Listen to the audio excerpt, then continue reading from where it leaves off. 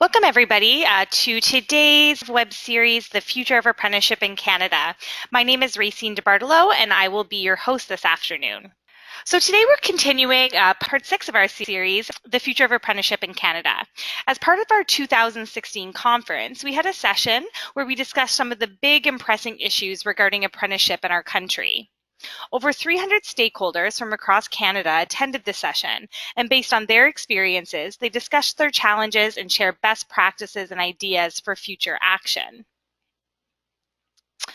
So at this session, we discussed 8 key themes in apprenticeship, and the group agreed that these were the core issues and some of our main challenges and areas that we needed to work on within apprenticeship. They are employer engagement, on-the-job training and mentoring, harmonization and apprentice mobility, completion, welcoming workplaces, technical training, the impact of technology, and career awareness. We have finished the 5 first sections of the webinar series, and those are available on our YouTube channel. But today we're going to focus on technical training. So to provide a brief introduction on what we discussed at the Future of Apprenticeship in Canada session last June, I'm very pleased to welcome CAF's lead researcher, Dr. Emily Arrowsmith. Okay, great. So I'm just going to give a bit of a brief overview about what some of the stakeholders said at the 2016 conference about technical training. So as we know, apprentices spend about 80 to 90% of their time at the workplace and about 15 to 20% of their time at technical training. Now, technical training typically takes place at a college, a union, or a private trainer for a set number of weeks, or it may be pursued online or a combination of online and at a college or union. Apprentices learn theoretical concepts while at technical training, and they get a chance to enhance their skill sets. According to the National Apprenticeship Survey, block release does remain the dominant form of technical training for apprentices. So we see that 59.1% of apprentices did do long block release training, which means they were in block release from 3 to 10 weeks. Only 9.7% of respondents took the required coursework online or by correspondence. The National Apprenticeship Survey also indicates that the most common training institution that most apprentices go to is a community college or a SAGEP. So 56% of apprentices go to a community college or SAGEP to do their technical training, and about 29% go to a trade, vocational, or apprenticeship center. At the 2016 conference, stakeholders, including educators and employers and labor representatives and equity groups, discussed some of the common challenges around technical training. These included accessibility of training, especially for learners who are in remote, rural, and northern areas. So there's people who would like to pursue training within their communities, especially if they're Indigenous learners, or there's people who have done level 1 or level 2, but they just don't want to have to relocate to the city to complete the rest of their training. So how do we create technical training that is accessible for those learners so that they can progress and complete their apprenticeship programs? How do we accommodate diverse sets of learners? So technical training is about developing technical skills, but what if you face some skill gaps with your essential skills, and that's impacting your ability to learn at technical training? So how do we address that? How do we adopt and adapt our way of learning and accept alternate methods which may work better for some learners? And then how do we ensure that that learning gets recognized? How do we accommodate people who want to switch to a different trade? So how do we recognize credits from other trades? So how do we accommodate diverse learners and their needs? And in terms of affordability, how do we make technical training affordable for apprentices, especially those who have to relocate and have a lot of financial responsibilities, such as mortgages and car payments, etc.? At the same time, the funding related to technical training for institutions was a theme that was talked a lot about at the conference.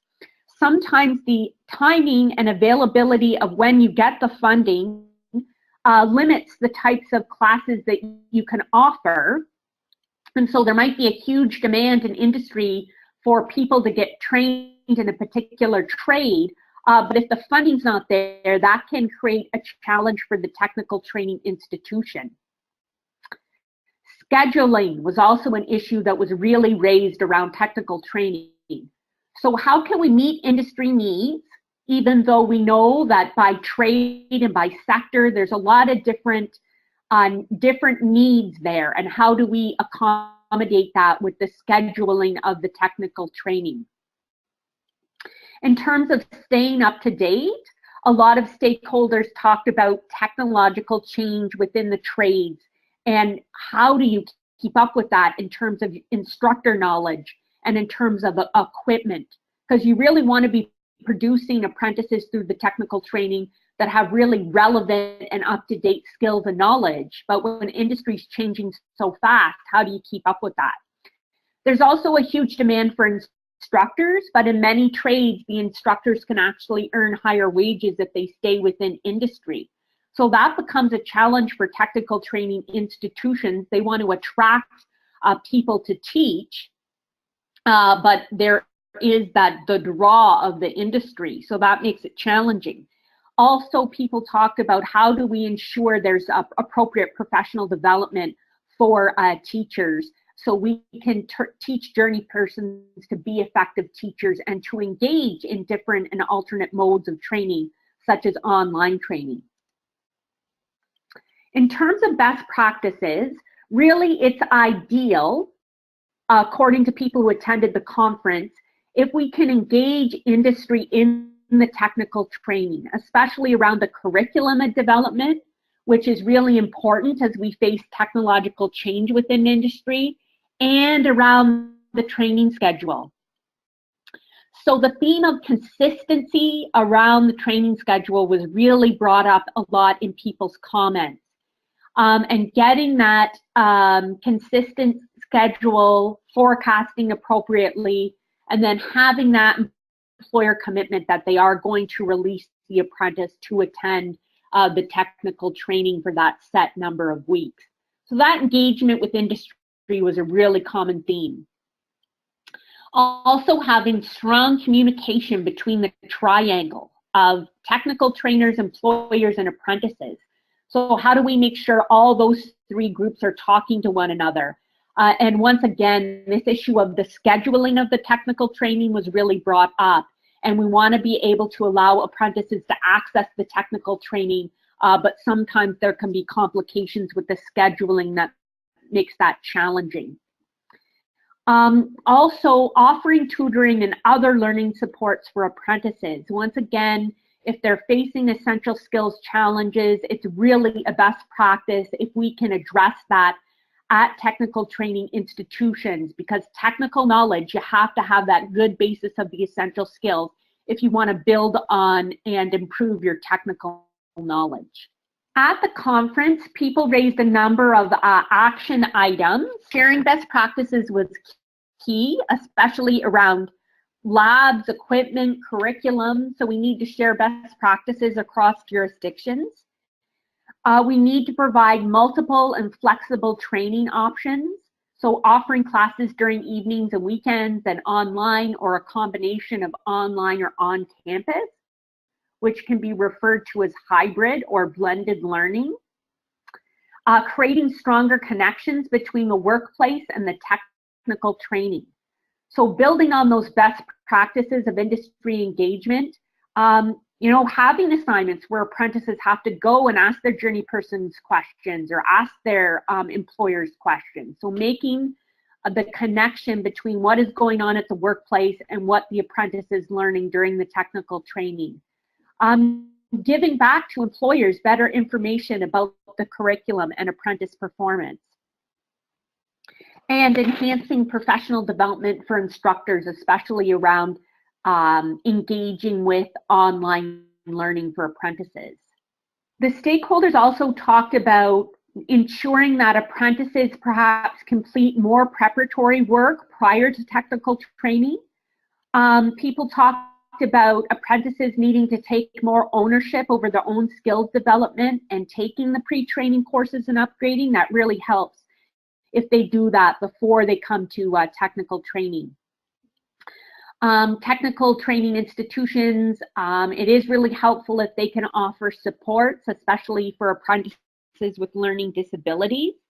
And that can help the apprentice actually, if they get that help during technical training, it can help them be more productive when they get back to the workplace. Addressing mental health challenges and career pressures and stress beyond writing exams. And engaging perhaps former apprentices or job coaches or counselors in helping apprentices navigate the process, especially around the scheduling and staying motivated with wanting to go back to their technical training and pursue all the levels they need to in order to complete their programs. So I'm going to pass it over to our presenter today, Dalton from Saskatchewan Polytechnic. And I've been working with Dalton over the past couple of years as a part of the Flexibility and Innovation and Apprenticeship Technical Training pilot. We call it Fiat. And Fiat was really an initiative that the federal government supported. So the federal government funded 10 pilots across the country to really experiment with alternate delivery technical training. So most of the pilots are experimenting with combinations of part of the training is online, and then part of it, the apprentice goes on campus and learns in the classroom with an instructor. Others are offering upfront training, mobile training units. One remote community is offering, the instructor actually travels up to remote communities to help individuals one-on-one with individual projects, and then part of the training is also pursued online. So there's 10 different experiments going on, and today we're going to feature Dalton, and he's going to talk to us about what he's been doing at Saskatchewan Polytechnic. Just to give you a bit of background about Dalton, Dalton is an educator with a specialization in distance and online course design. Using communication tools, he strives to improve the interaction between the learner and the course facilitator. In this way, he looks for new ways to deliver training, allowing learners to remain employed while they complete their education. Being a true lifelong learner, Dalton has an MED. He has an advanced graduate diploma in technology, a master's of distance education, a leadership excellence certificate, and he is Red Seal endorsed in parts person and machinist trades. So I'm going to pass it over to Dalton at this point. Thank you, Emily. Great introduction, and I like the way you kind of put all those notes together from the meeting we had last week, because it really opens the door to sort of the way I'm going to present my topic today. And thanks to everybody that's in there for coming online today and listening to this. I'll give you a quick overview of our institution and our project.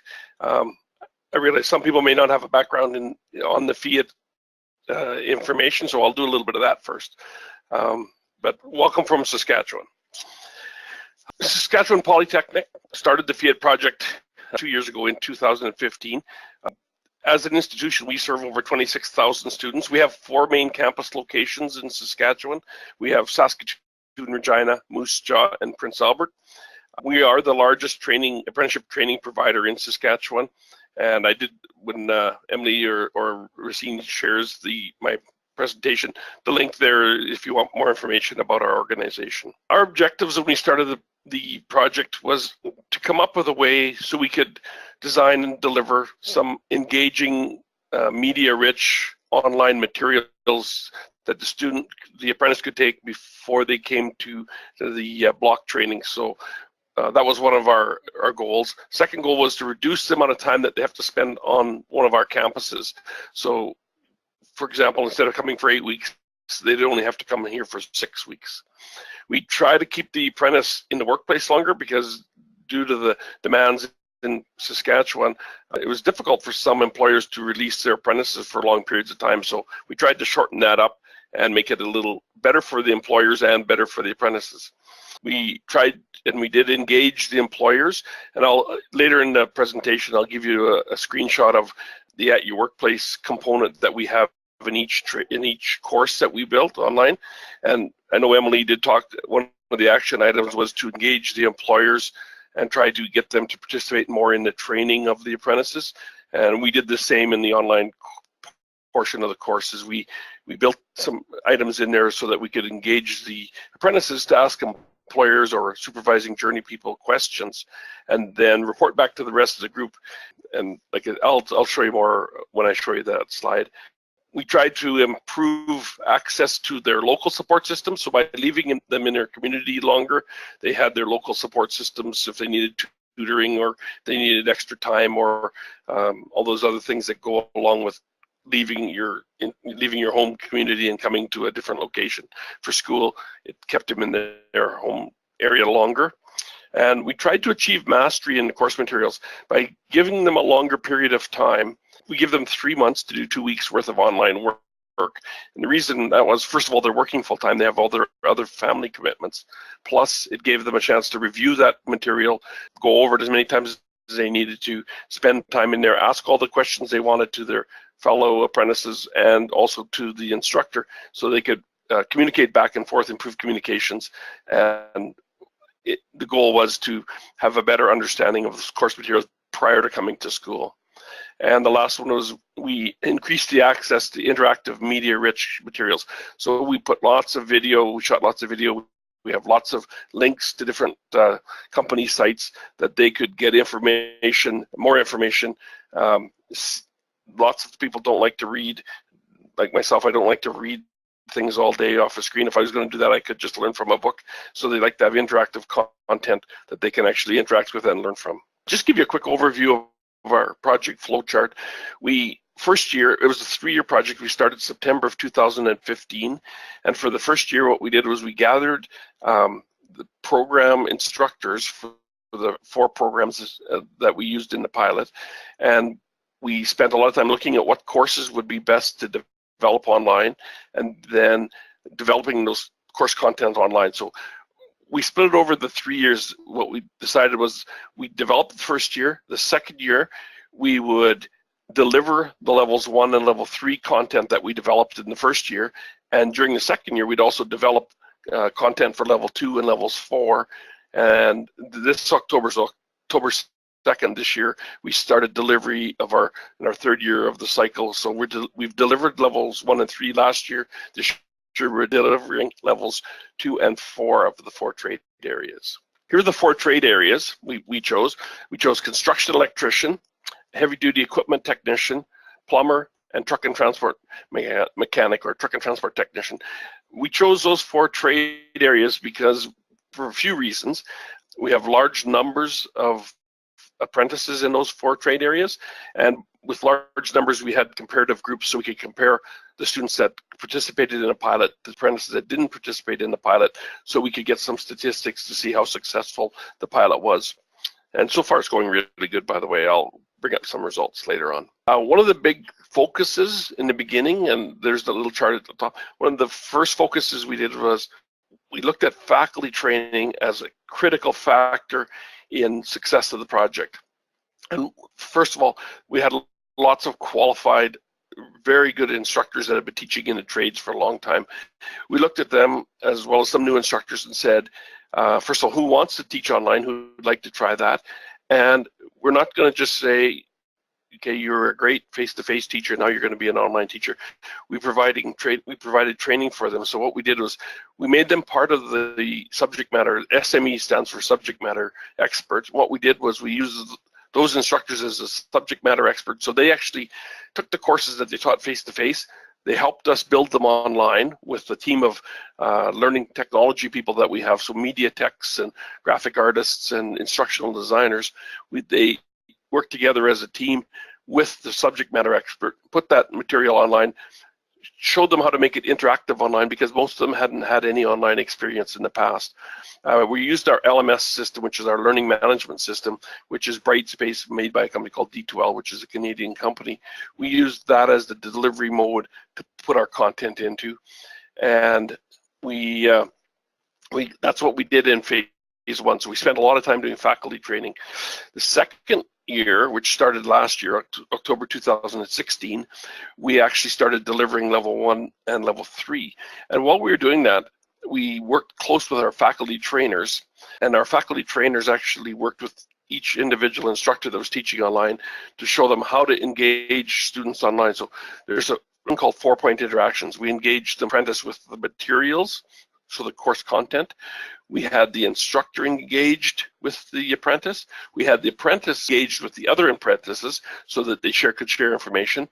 And the last thing we added, which was we engaged the employer, which often doesn't happen because they go away for 8-week block training. The employer doesn't have an opportunity to see what they're learning or answer questions or share information. So we built a thing in every course at your workplace where the employer would get to share some information with the apprentice that they could also share with the instructor and the other apprentices. We had an apprentice orientation. We sent out a checklist. We had some processes in place. We had reporting systems so that we could monitor. We did weekly reporting. The instructors had weekly reporting on how the apprentices were doing. And if we saw anybody that was having difficulty or struggling, we had a support team that could help them. And this year, reviewing, reflecting, and perfecting, what we did is we looked at what worked really well in the development phase, what worked really well in the delivery of the first 2 levels, and then we improved and made some changes. And this year, we've hopefully got a product that's superior to last year's product, and we've learned from the lessons. We've got feedback from all the apprentices. We ran a couple of surveys with the faculty and the apprentices to find out what worked, what didn't, and then we made those changes for this year. That's sort of what this assessment model is. I won't spend much time on this page, but in level 1 and 3, we reviewed, we reflected, we learned, we went into level 4, we made the changes in level 2 and 4 from the feedback that we got from the faculty and from the apprentices in level 1 and 3. And we had 88 apprentices that did the online session last year. This year we have another 88 apprentices that are doing the online session. We also had 12 apprentices that did a blended approach, and I know Emily talked a little bit about blended. You can do blended by doing your training ahead of time, or you could use the content and do it in a classroom where they have access to the online content while they're at school. So we did 12 as an experiment. 12 apprentices did the online while at school and while with instructor support. So we kind of built that in. And the whole time we were just trying to improve the quality of our training and the quality of material that the apprentice receives. When we designed it into the course to make it interactive, I know a lot of online courses, you start a course and it's just text-based and away you go. We didn't want it to be that way. We want it to be personal for the apprentice. So each instructor, this is just a screenshot of one of an instructor, and the very first thing they would do would, before they even started the course, a week before, they'd get a phone call, and that happened last year, happened again this year. They get a phone call, the apprentice gets a phone call at work or at home in the evening. The instructor sets up a time when would be a good time the following week to spend half an hour on the phone or in a Skype session where they would walk them through how to log into the course, tell them a little bit about the course and the process and what's expected of them. We also embedded, each instructor has a little video. This one's 9 minutes long, but we tried to keep them under 3 minutes long, where the instructor, so the student, the apprentice or the student would see, here's what my instructor looks like, here's what they sound like, and it becomes a little bit more personal because they're going to be the instructor that they get when they come for their in-school training.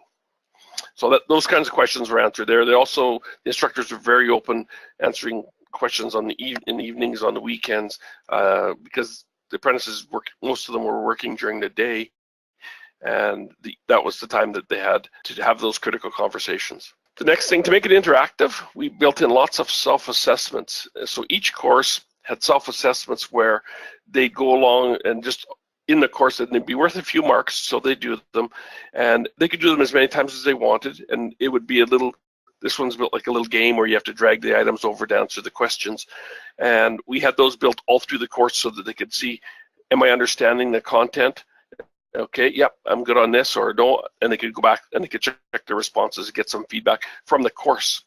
They could also get feedback from the instructor. The instructor could see how they're doing. Notice, oh, I noticed you're struggling with that question often. Here's some extra resources. The instructor would then send out some extra resources or point them in the right direction. Here's the At Your Workplace one. This one's coming out of the plumbing area, but each course had these built in. It had at least 3 of these built in each course area. And the At Your Workplace, for example, this one's about boilers. They may or may not have ever had the apprentice level 1 or 3 may last year, or level 2 and 4 this year, may never have experience working with boilers at all. That might not be part of the trade that they've been exposed to yet. So what it did was it forced them to go ask the question either to their employer or to their supervising journey person, and then they would ask those questions. Then they would post them up in a discussion post. So we get feedback from all the apprentices in that course, and then they would also be able to see what everybody else posted. So they'd say, oh, okay, I didn't know that, or that's a different, we're not exposed to that normally in the trade. So it gave them a chance to have some conversations. It also gave the instructor an opportunity, because lots of times we'd say, if you have a link to this information, could you supply the link? And they would do that. Or if your employer would be interested in contributing something, could we ask them? And they'd ask for that link or contact information, and then we then have an opportunity to have that discussion with them. So it was a great learning opportunity for the instructor and also the other apprentices. The course, to make it so that it was more entertaining, and I don't like to use that word in the course, but more entertaining, we made them media rich. So there's lots of pictures. We had photographers that worked with us full time. We had video crew that worked with us. They shot little videos. We tried to keep them all under 3 minutes. They shot all kinds of pictures. We had all kinds of drawings done up so that when they were looking at an item, they could also see the picture. They could have a little write-up about it, maybe even have a little video on how it was used or how it was repaired or how it was taken apart or whatever the instructor was trying to demonstrate. The next area was the assessments. You'll see this one was from, I think this is the diesel engine one, or this one, I can't remember where I pulled this from, but it talks about a quiz, a second quiz, a third quiz, a fourth quiz, and it shows their mark that they got. This is what the instructor would see, so the students wouldn't see each other's mark, they'd only see theirs. If they click on that little question mark, they could actually go in and see the actual quiz they took, they could see the answers they put, and they could see the feedback from the instructor. The nice thing was we used a combination of self-assessments, the evaluations and the quizzes. We also used there were some courses that had final exams, so if they completed everything they needed in that 30 hours or that 60 hours to write their final exam, they would write their final exam before coming to school, or they would write it the first week they were in school.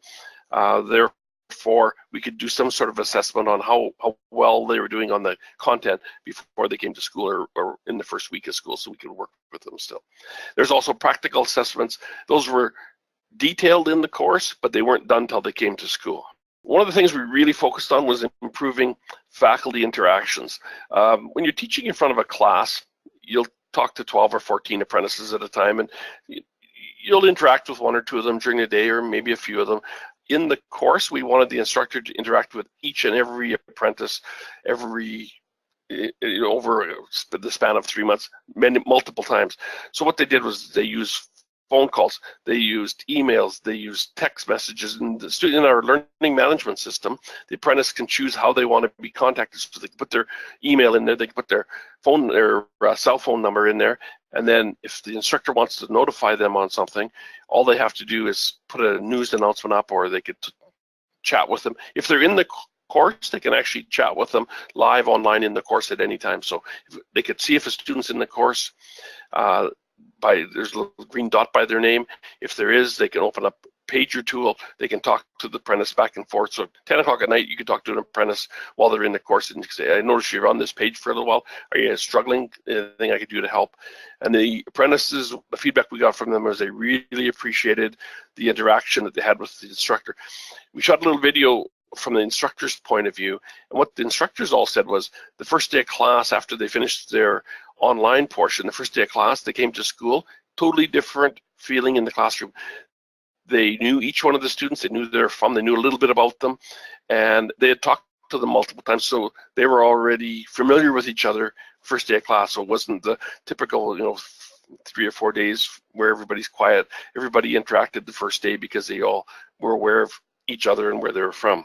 I talked about the 4-point interaction. So the benefits are there are enhanced communications for apprentices, the updating and refreshing for the instructors, and then the awareness of the content that's in the courses for industry or for the employers.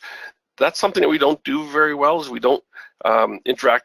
And I know Emily mentioned in her presentation, the key action items was to have industry more engaged with the content. And in order to do that, we have to make them aware of what the content is. And one of the ways we did that was by using the At Your Workplace sections.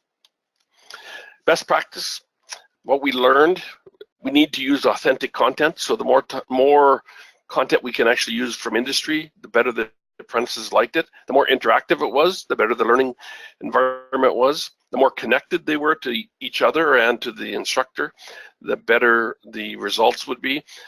The self-assessments were put in there so they could, as they were going through the course, they could say, hey, I understand this, or no, I don't, maybe I need some more time. We had resource lists, so if there's an area they were struggling, they could go and find more external resources other than the basic stuff that was in the course or maybe in the textbooks or the learning packs that they received.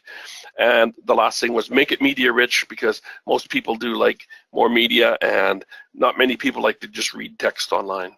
We did have some challenges.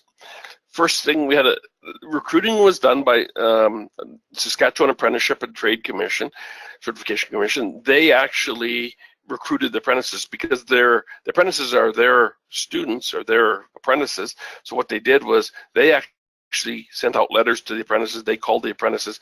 They actually did all the recruiting for us. So as an institute, we didn't have to recruit apprentices at all. All we did was have to have some meetings with apprenticeship, Saskatchewan Apprenticeship. They contacted the apprentices. They set it up. They sent us a list of the names. Engaging faculty was a bit of an issue. A lot of faculty said, just like a lot of industry says, you can't teach a trade online. And there is anything theoretical can be taught online, probably as well, maybe better than. We found some of the marks of the students or the apprentices that were engaged in our pilot so far actually did very well, and overall their averages were slightly higher than in the course they did online than the other cohorts that actually just came that didn't do the online training. So that was a real plus for us. Engaging faculty was a bit of difficulty. Now, after working through it, the faculty are very engaged. They love this method of training and wish it would expand some more, and hopefully it will in the future. Designing interactive content can be a bit of a challenge, because that's normally you could do an activity in a classroom and make it interactive.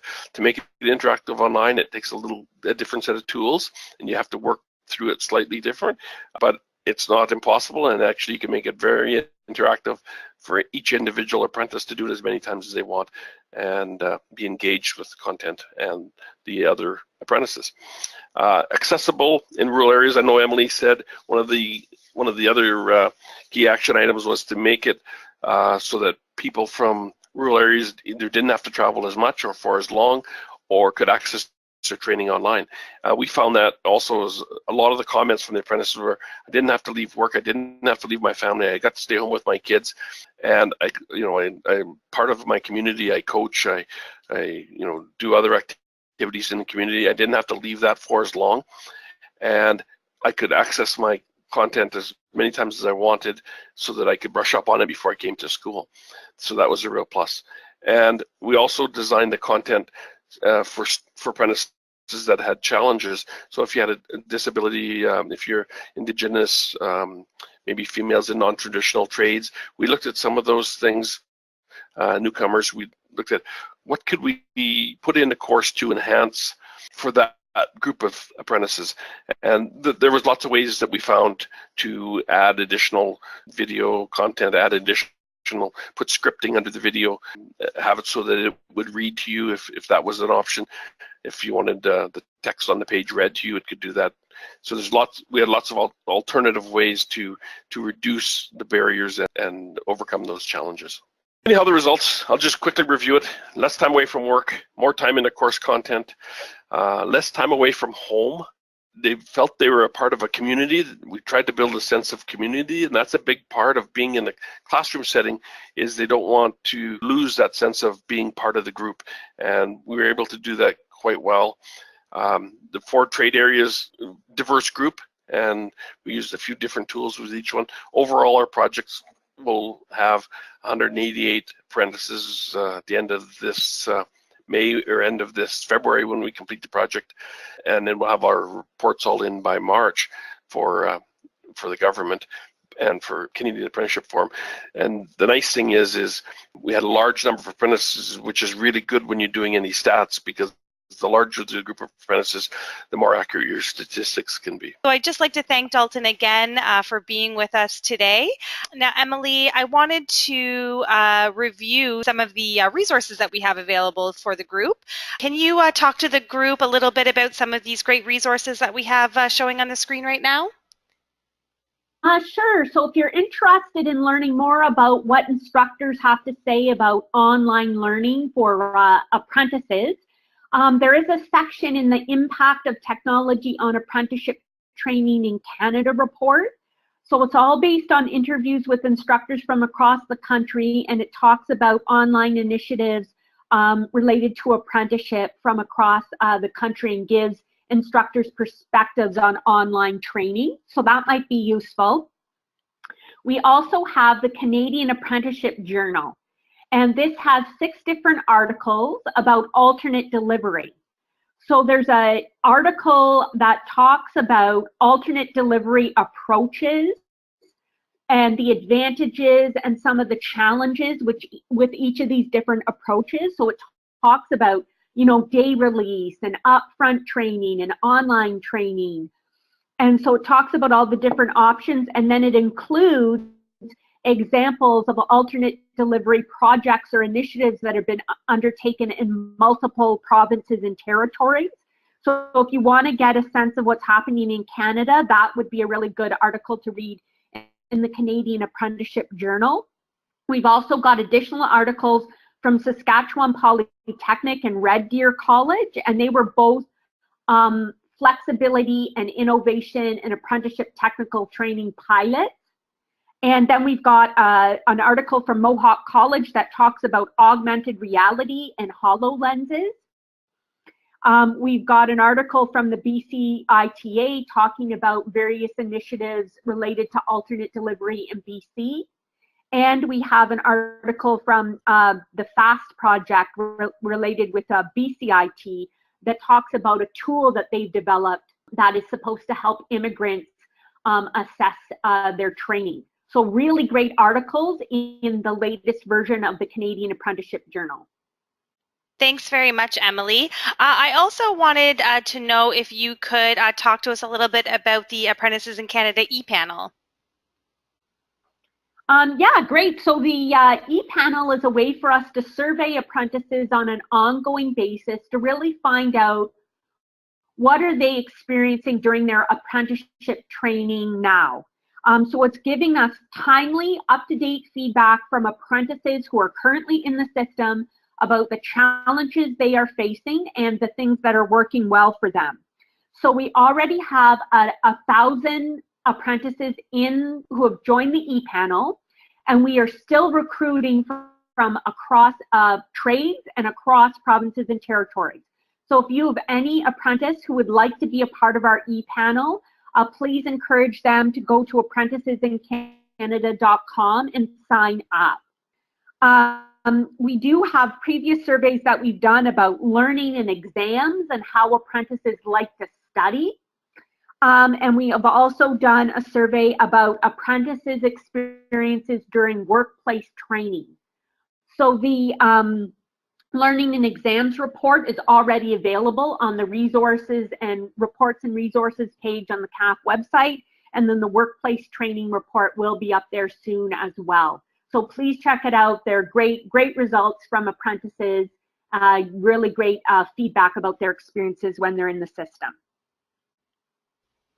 Thanks for that, Emily. Well, I'd like to thank both Emily and Dalton for taking the time to share their expertise on the topic of technical training. We do encourage you to join us online on Twitter, Facebook, YouTube, and LinkedIn to stay up to date with the latest news and events.